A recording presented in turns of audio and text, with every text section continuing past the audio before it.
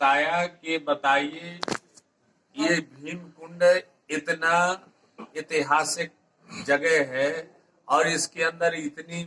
ऊर्जावान नीलमणि है कि इतनी किरणें निकलती हैं अंदर से और नीचे इतनी तीव्र धारा से जल बहता है कि हम लोग उंगली भी नहीं डालते हैं तो उंगली भी नहीं ठहरती और बड़ी बड़ी 4-4, 6-6 क्विंटल की मछलियां बता रहे हैं। और पूरे भारत में तो बोले ऐसा कुंड नहीं है, बोले हम लोग पूरे विश्व में जाते हैं सर्वे करते हैं तो पूरे विश्व में ऐसा कुंड नहीं है। यहाँ पर नारायण संस्कृत विद्यालय की स्थापना है, यहाँ पर बच्चे रहते हैं, गुरुकुल है, यहाँ भोजन निःशुल्क मिलता है, शिक्षा निःशुल्क मिलती है, वस्त्र है, आवास की व्यवस्थाएं हैं, बच्चों को सारी व्यवस्थाएं मिलती हैं, श्रद्धालुओं को रहने के लिए भी निःशुल्क व्यवस्था है, भोजन की व्यवस्था है। महाराज जी, भीमकुंड की गहराई का शोध करने के लिए कई वैज्ञानिक यहाँ पहुंचे हैं, कई पत्रकार, विश्व विख्यात एक संस्था discovery of India, discovery of world, जो सारे संसार में ऐसे विचित्र स्थानों की खोज करती है, वो भी यहाँ पहुंची थी और उन्होंने बताया कि वो संभवतः 80 मील या ऐसा कुछ गहराई नापने के लिए गोताखोर गए, लेकिन अंततोगत्वा उन्हें कुछ भी प्राप्त नहीं हुआ। क्या यह बात सत्य है? बिल्कुल सत्य है। 570 मीटर तक गए वो लोग और इसके बाद में उन्होंने बताया कि हम लोग कितना भी प्रयत्न करें तो नहीं जा सकते हैं, इस कुंड की गहराई का कोई मूल्य नहीं है और ये तो बड़ा अथाह क्षीर सागर है।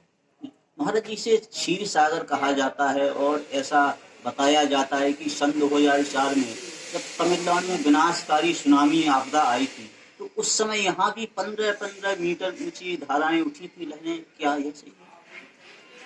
जब कहीं पर भी सुनामी आती है या भूकंप आता है तो इसका 10 फीट पानी ऊपर उछाल मारता है और जैसे बादल गड़गड़ाते हैं ऐसे गर्जना करने लगता है, तो हम लोगों को पता चल जाता है कि कहीं सुनामी या भूकंप आया है, तो कुंड आभास दे देता है, आवाज से तो हम लोगों को देखने को प्राप्त हो। यद्यपि विज्ञान ने अभी तक भूकंप और सुनामी जैसी आपदा को जानने के लिए या पूर्व निर्धारण के लिए अभी तक कोई प्रक्रिया का उन्हें प्राप्त नहीं हुई है, कोई सिद्धांत प्राप्त नहीं हुआ है, लेकिन यहाँ आध्यात्मिक दृष्टि से देखा जाए तो यह एक ऐसा विचित्र स्थान है जहाँ आने के पूर्व ही कहीं भी भूमि पर चाहे भूकंप हो या सुनामी जैसी आपदा आती है तो यहाँ से संकेत प्राप्त हो जाते हैं। हाँ। महाराज जी, सामान्य तौर पर देखा जाता है किसी भी सरिता अर्थात नदी, सरोवर अर्थात तालाब, उसके जल में इतनी निर्मलता और शुचिता प्राप्त नहीं होती है, अथवा जल है जो एक बड़ा, जिस तरह गंगा जी का जल आप रखते हैं, हजारों साल रखे रहें तो कीड़ा नहीं पड़ते हैं, इसी तरह भीमकुंड के जल में कीड़े नहीं पड़ते हैं, चाहे आप 10,000 वर्ष रखे रहें, क्योंकि यहाँ भगवान नारायण खुद ही जल के रूप में प्रकट हुए हैं, इसलिए ये नील वर्ण का जल है और इसलिए बड़ा स्वच्छ है, बड़ा पवित्र है। अगर किसी व्यक्ति को श्वास की बीमारी हो या पेट की शिकायत हो, एसिडी बनती हो, कब्ज रहता हो, शरीर पेट के मारे भारी होता हो, तो ये रामबाण है,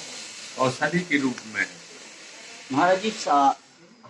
भांग की मर्यादा को कैसे बनाए रख सकते हैं? हम लोगों से बोलते हैं, दुकानदारों से भी बोलते हैं कि प्लास्टिक का उपयोग मत करो, कागज का उपयोग करो, क्योंकि इससे प्रदूषण होता है, वायु या वातावरण को अशुद्ध और दूषित बनाता है। ये वातावरण को जो स्वच्छ रहता है वो भी दूषित हो जाता है इसके धुआं से। अभी हमारे यहाँ मेला के कारण बहुत गंदगी थी प्लास्टिक की, तो हमने उसको सब मिलिट्री की टीम आई, 2 दिन 300 बच्चे आए, तो उन्होंने पूरा एक एक करके बिनवाया और उसका एक भूसा बनाया। मशीन प्लास्टिक को भूसा बना देती है, धूल बना देती है,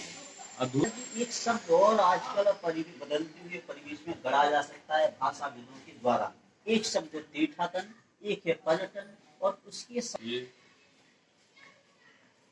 तीर्थम सुदृष्टम पदम, जो व्यक्ति तीर्थ मान करके आते हैं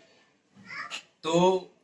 उनकी जो भावना होती है, क्योंकि उनकी निर्मल और पवित्र भावना रहती है, भगवान के प्रति आस्था रहती है, जो इस भाव से आता है तीर्थ के, तो उसकी कामना भगवान पूर्ति करता है। और पर्यटन, पर्यटन माने ये होता है कि चलो वहां जाकर के पिकनिक करें और किसी जो न पीने योग्य चीजों को पिए और न खाने योग्य चीजों को खाएं, तो वो हो गया पर्यटन माने गंदगी करना। और जो तीर्थ के हिसाब से व्यक्ति आएगा तो पवित्र भाव से आएगा और पवित्रता को रखेगा, वो गंदगी को नहीं करेगा, और जो पर्यटक आएगा वो गंदगी करेगा। महाराज जी, एक बड़ा संक्षिप्त सवाल का विशेष ध्यान रखने के लिए वहाँ सूचना पटल लगाए गए हैं, तो क्या आपने यहाँ भी यहाँ धाम की मर्यादाओं को, यद्यपि धाम की मर्यादा शाश्वत है, अनंत है, निर्मल है, इसको कोई मलिन नहीं कर सकता है, तथापि आप यहाँ भी क्या कोई ऐसी सूचना पटल अथवा धाम के द्वारा ऐसा कोई आदेश दिया जाता है कि धाम पर जब भी आए तो मर्यादित वस्तुओं को धारण करके? नहीं, वो तो हम लोगों का निर्देश रहता है कि कोई भी आवे, चाहे पुरुष हो चाहे माता बहन हो, यहाँ पर अमर्यादित न आए। मर्यादित आए, आपका सम्मान है, आपका स्वागत है, और